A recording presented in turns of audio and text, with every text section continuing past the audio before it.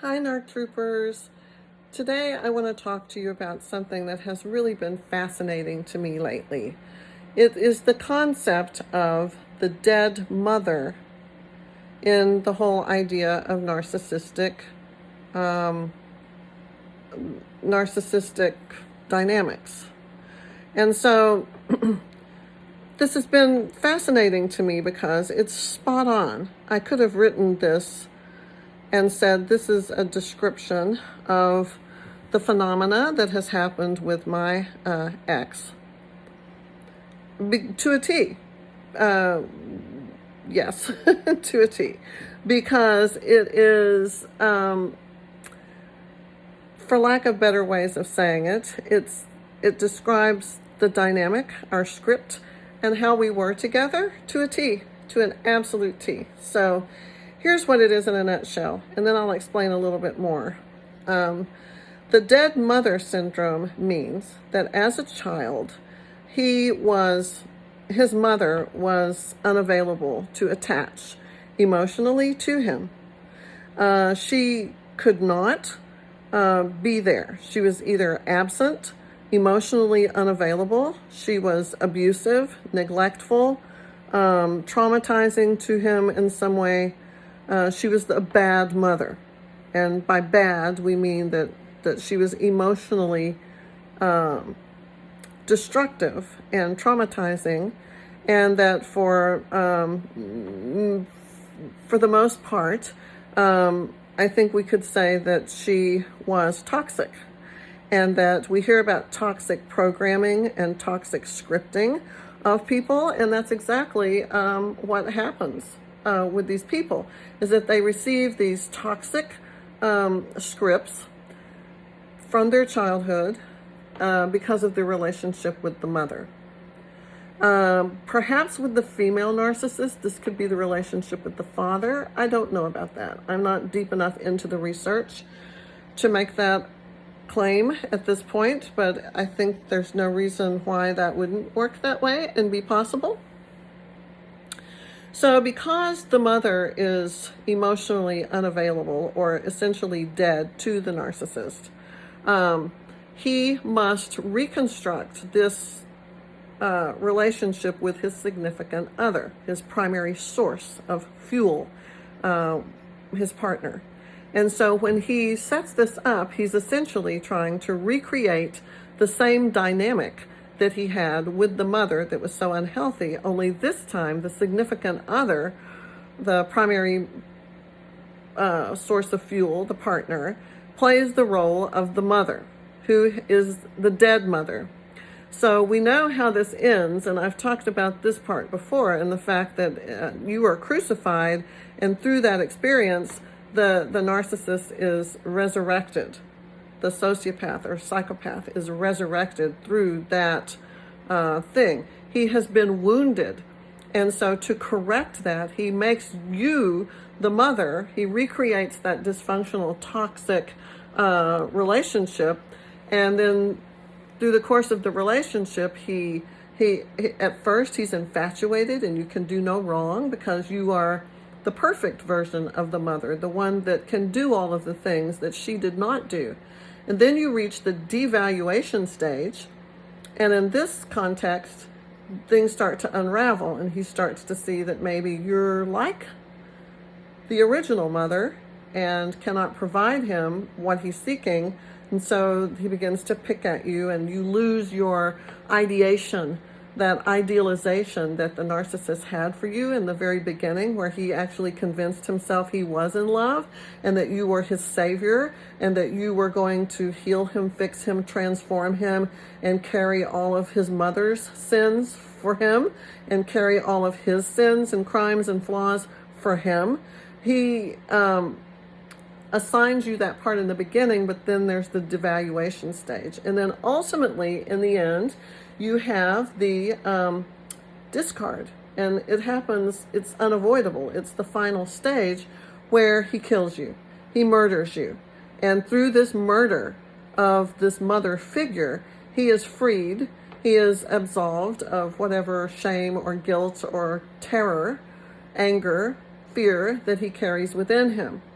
So the issue here is this: you die for him to absolve her, because everybody loves their mothers, even if, or maybe I shouldn't say love, because narcissists and sociopaths don't exactly know what that is. Everyone has attachment to their mother. And so these people are able to preserve that attachment to the mother because you, in essence, have been able to be her and function as her, carrying all of the ugly stuff, so that when he murders you and you have to die, and at the end of this, it's the end of a cycle that heals him. It has a healing and restorative effect. Now, we also have to remember that the narcissist or sociopath or psychopath is incapable of having any genuine feelings at all. In essence, their core is empty. There is nothing there. There's no one home. What happened is, when they were very young and when all of this wounding was happening with their mother, they murdered themselves first to stop the suffering and to stop the pain and all of that. They murdered themselves, and at that point, they're no longer there. They had to create the false self. And through the false self, they are able to interact with life.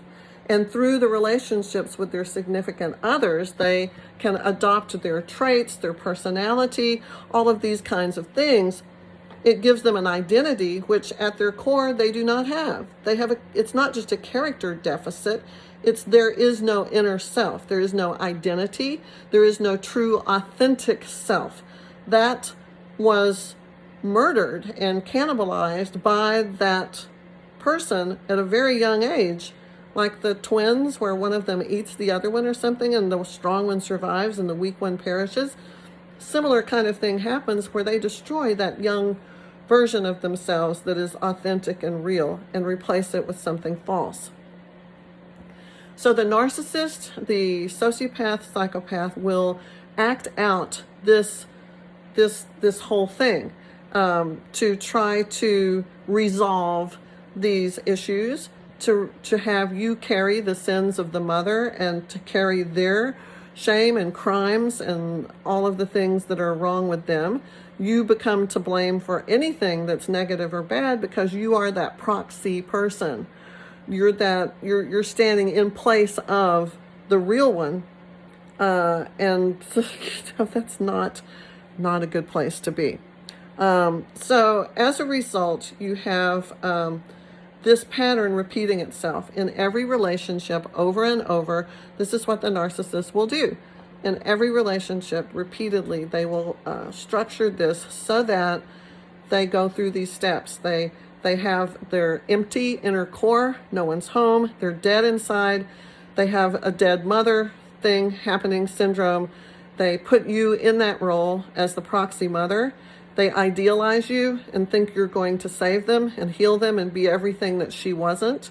Then they devalue you in the second stage, and then they discard you. When they discard you, they murder you. And when they murder you, it absolves them of all of this, and so that they can resolve their mother issues, and they can resolve their own guilt and shame and lack of all the things that they are missing with themselves. The truth is that doing this repeatedly with numerous partners throughout their life does little to do anything except temporarily placate their hunger and the void, to fill the void that is always there within them, that is there because they killed off their true self and they're empty inside. They are dead, essentially. The narcissist, the sociopath, and psychopath, they are essentially dead. Their mother is dead, and you, the mother replacement, the proxy mother who acts that role through all the different stages of ideation, devaluation, and ultimately discard and death, you too die. Everyone dies. This is one of those stories where everyone is either dead, dying, or in some state of decomposition. No one's okay. Nothing is authentic. It's all illusion. It's all delusion. It's all some really messed up stuff. And it repeats itself. So these people cannot ever, they are unaware that they're doing this, and they can never heal this part of themselves and restore the true self that they murdered within themselves at a very early age. It's gone. It's not coming back. So this is how they operate through life. It's tragic for them. It's tragic for everyone around them. And, you know, I don't know what to tell you. I don't think that I knew all of this. And had I known this when I was with my ex-husband of all these years, it would have influenced what I did. I would have reacted differently, because this is a game changer to know this, to understand the dynamics of what role I was fulfilling and how he was not, I mean, he was incapable of all of the fundamental things that make people human: empathy, compassion, and mercy, guilt and remorse, any kind of ethical value system or belief system, morality, intimacy, and most of all, love. They're incapable of feeling it, knowing when it's given to them, even what it is. It's lost on them, you know, pearls before swine. You can just have them marinate in your love because you think it's so powerful that it can heal anything, but it can't. It can't heal then, because you know what you are? It's the story of Lazarus. And you think that you are raising the dead, but you're not, because you can't. You're not Jesus. And you know what the narcissist does? He's raising the dead. He's raising his mother. The dead, absent, neglectful, abusive, toxic, unavailable mother. He is raising her again from the dead so that you can act the part to help him resolve it. And in the end, he will have to kill you. There is no other option. He will kill you in the end.